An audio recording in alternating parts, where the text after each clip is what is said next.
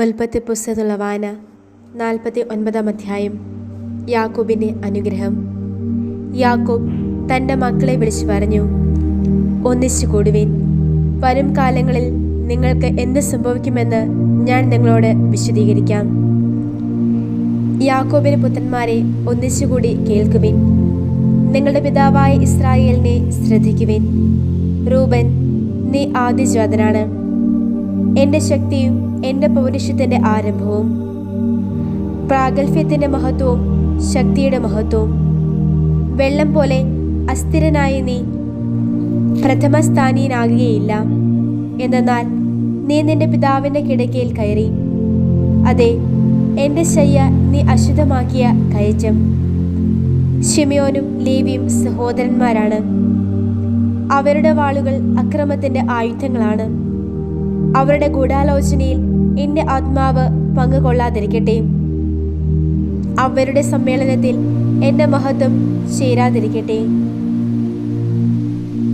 എന്തെന്നാൽ തങ്ങളുടെ കോപത്തിൽ അവർ മനുഷ്യനെ കൊന്നു.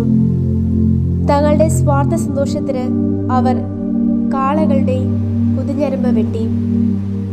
ശക്തമായിരുന്നതുകൊണ്ട് അവരുടെ കോപവും ഉഗ്രമായിരുന്നതുകൊണ്ട് അവരുടെ ക്രോധവും ശപിക്കപ്പെടട്ടെ.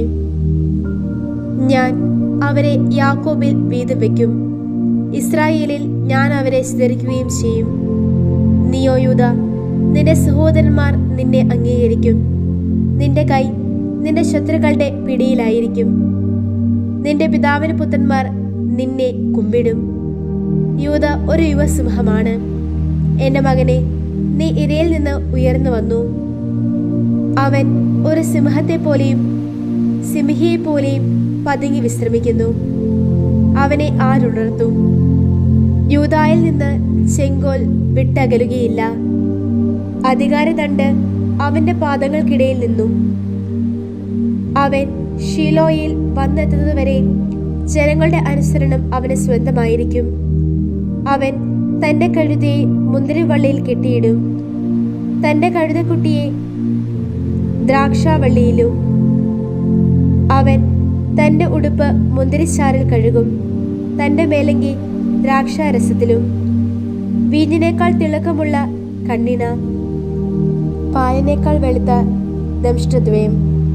സെബൂലൂനാകട്ടെ കടൽ തീരത്ത് വസിക്കും. അവൻ കപ്പലുകൾക്ക് തീരമായിരിക്കും. സീദോനുമേലും അവന്റെ അതിർത്തിയായിരിക്കും. ഇസ്സാക്കർ എല്ലുള്ള ഒരു കഴുതയാണ്. അവൻ 2 ആലകൾക്കിടയിൽ വിശ്രമിക്കുന്നു. വിശ്രമസ്ഥലം നല്ലതെന്ന് അവൻ കണ്ടു, ദേശം മനോഹരമാണെന്നും. അതുകൊണ്ട് അവൻ ചുമടെടുക്കാൻ തൻ്റെ ചുമൽ കുനിച്ചു. കൂലിവേല ചെയ്യുന്ന ഒരു കരാറു പണിക്കാരനായി. ദാൻ സ്വജനത്തിന് ന്യായം നടത്തിക്കൊടുക്കും. ഇസ്രായേലിലെ ഗോത്രങ്ങളിൽ ഒന്നിലെന്ന പോലെ ദാൻ വഴിവെക്കൽ സർപ്പമായിരിക്കട്ടെ, പാതയോരത്ത് അണലിയും. അവൻ കുതിരയുടെ കുതികാലുകൾ കടിക്കും, കുതിരക്കാരൻ മലർന്നു വീഴുകയും ചെയ്യും. കർത്താവേ, ഞാൻ അങ്ങയുടെ രക്ഷയ്ക്കായി കാത്തിരിക്കുന്നു. ഗാദിനെ പറ്റി കവർച്ചക്കാർ അവനെ കൊള്ളയടിക്കും, എന്നാൽ അവൻ പതിയിരുന്ന് ആക്രമിക്കും. ആശേറിനെ പറ്റി അവന്റെ ആഹാരം സമ്പുഷ്ടമായിരിക്കും. രാജാവിനുള്ള വിശിഷ്ട വിഭവങ്ങൾ അവൻ പ്രദാനം ചെയ്യും. നഫ്താലി സ്വച്ഛതയുള്ള ഒരു പേടമാനാണ്. അവൻ മൃദുലോക്തികൾ പൊഴിക്കുന്നു. ജോസഫ് ഒരു ഫലവൃക്ഷകുമാരനാണ്, നീരുറവയ്ക്കു മീതെയുള്ള ഫലവൃക്ഷകുമാരൻ. ശാഖാകുമാരികൾ മതിലിനു മീതെ പന്തലിക്കുന്നു. വില്ലാളി വീരന്മാർ അമ്പെയ്ത് അവനെ തിക്തേതയിലാഴ്ത്തി. അവർ അവനോട് ശത്രുത പുലർത്തി, എന്നാൽ അവന്റെ വില്ല് ഉറച്ചു നിന്നു. അവന്റെ കൈപ്പത്തികൾ അയവുള്ളതായി. യാക്കോബിന്റെ ശക്തനായവന്റെ കൈകളിൽ നിന്ന്, ഇസ്രായേലിന്റെ പാറയായ ഇടയൻ ഉള്ള ഇടത്തു നിന്ന്, നിന്നെ സഹായിക്കുന്ന നിന്റെ പിതാവിന്റെ ദൈവത്തിൽ നിന്ന്, നിന്നെ അനുഗ്രഹിക്കുന്ന സർവശക്തനോടൊത്ത് ഉന്നതത്തിൽ നിന്ന് ആകാശങ്ങളുടെ അനുഗ്രഹങ്ങൾ, അഗാധങ്ങൾ വിശ്രമിക്കുന്ന ആഴത്തിന്റെ അനുഗ്രഹങ്ങൾ, മാറിടത്തിന്റെയും ഉദരത്തിന്റെയും അനുഗ്രഹങ്ങൾ നിന്റെ പിതാവിൻ്റെ അനുഗ്രഹങ്ങൾ നിന്റെ പർവ്വതങ്ങളുടെ അനുഗ്രഹങ്ങൾക്കുമേൽ നിത്യശൃംഗങ്ങളുടെ സീമ വരെ വളരുന്നു. അവ ജോസഫിന്റെ ശിരസിൽ ആയിരിക്കട്ടെ, സ്വസഹോദരരുടെ നേതാവിന്റെ മൂർധാവിൽ തന്നെ. ബെഞ്ചമിൻ ആർത്തിയുള്ള ഒരു ചെന്നായാണ്. അവൻ രാവിലെ കൊള്ളയടിക്കുകയും വൈകുന്നേരം കവർച്ച മുതൽ പങ്കിടുകയും ചെയ്യും. ഇവരെല്ലാമാണ് ഇസ്രായേലിലെ 12 ഗോത്രങ്ങൾ. അവരുടെ പിതാവ് അവരോട് പറഞ്ഞതാണിത്.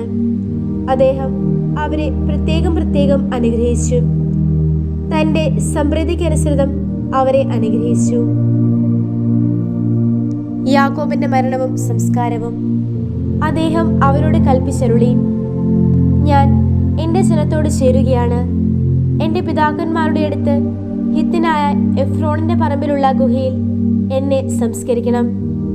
കാനാൻ ദേശത്ത് മാമറയ്ക്ക് മുൻപിലായി മക്പെലായുടെ പറമ്പിലുള്ള ആ ഗുഹയിൽ തന്നെ. അബ്രാഹാം കല്ലറയ്ക്കുള്ള അവകാശമായി ഹിത്തിനായ എഫ്രോണിൽ നിന്ന് വാങ്ങിയതാണ് ആ പറമ്പ്. അബ്രാഹത്തെയും അദ്ദേഹത്തിന്റെ ഭാര്യ സാറയെയും അവിടെയാണ് അവർ അടക്കം ചെയ്തത്.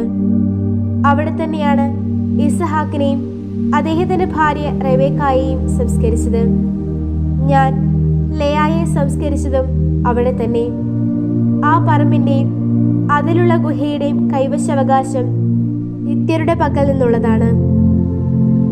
തന്റെ പുത്രന്മാരോട് കൽപ്പിക്കാനുള്ളത് പൂർത്തിയാക്കി യാക്കോബ് തന്റെ കാലുകൾ കിടക്കിയോട് ചേർത്തു. അദ്ദേഹം അന്ത്യശ്വാസം വലിച്ച് തന്റെ ജനങ്ങളോട് ചേർന്നു.